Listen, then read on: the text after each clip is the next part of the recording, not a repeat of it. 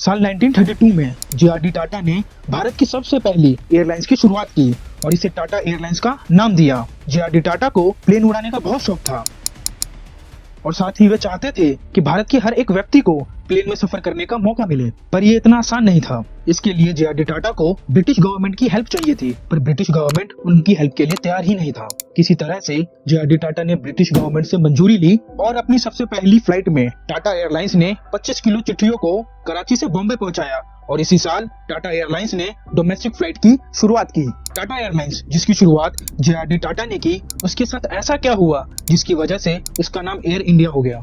JRD. Tata के time पर जो एयरलाइंस दुनिया में बेस्ट एयर सर्विस थी, वो इतने बड़े लॉस में कैसे चले गए।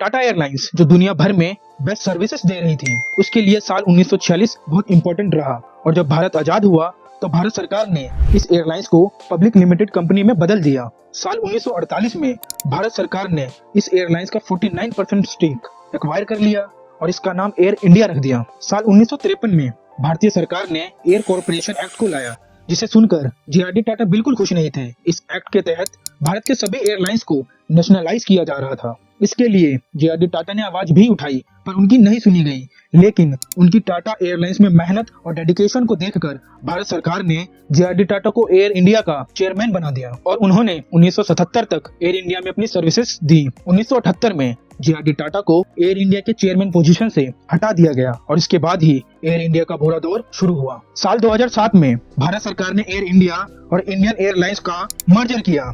भारतीय सरकार का यह मानना था कि इस मर्जर से भारतीय एयरलाइन को फायदा ही होगा, पर ऐसा नहीं हुआ। इंडियन एयरलाइंस जो कि पहले से ही बड़े लॉस में थी और काफी लॉस कर रही थी, इस मर्जर से उनके लॉस और भी बढ़े और ऐसा कहा जाता है कि उस टाइम एयरलाइंस ओवर एम्प्लॉयड थी। मतलब भारतीय एयरलाइंस को जितनी जरूरत थी उससे कई ज्यादा एम्प्लॉयज को उन्होंने हायर किया हुआ था। बहुत से लोगों का यह मानना था कि इतने बड़े लॉस का कारण एयर इंडिया और इंडियन एयरलाइंस का मर्जर और मिसमैनेजमेंट था।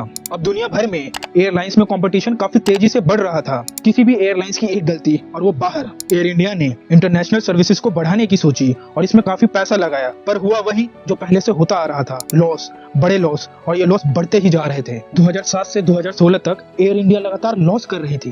2017 तक सरकार पर यह प्रेशर आ गया कि वो एयर इंडिया को वापस प्राइवेटाइज कर दे। 2020 तक एयर इंडिया में $700 बिलियन का नुकसान हो चुका था और सरकार इसे चाहकर भी बेच नहीं पा रही थी, क्योंकि इतनी बड़ी लॉस कंपनी को भला कौन ही खरीदेगा। लेकिन अक्टूबर 2021 में टाटा ग्रुप ने एयर इंडिया को 18,000 करोड़ में खरीद लिया। एक तरह से देखा जाए तो एयर इंडिया की घर वापसी हुई। एयर इंडिया अब वापस टाटा ग्रुप के पास आ गई है, पर अब सवाल ये है कि टाटा ग्रुप एयर इंडिया को वापस स्टैब्लिश कर पाएगी। एयर इंडिया अपने इतने बड़े लॉसेस को कैसे हैंडल करेगी, अपने मिसमैनेजमेंट को ठीक कर पाएगी कि नहीं, और सबसे बड़ा सवाल, क्या एयर इंडिया देश भर में वापस नंबर 1 एयरलाइंस बन के उभर पाएगी कि नहीं।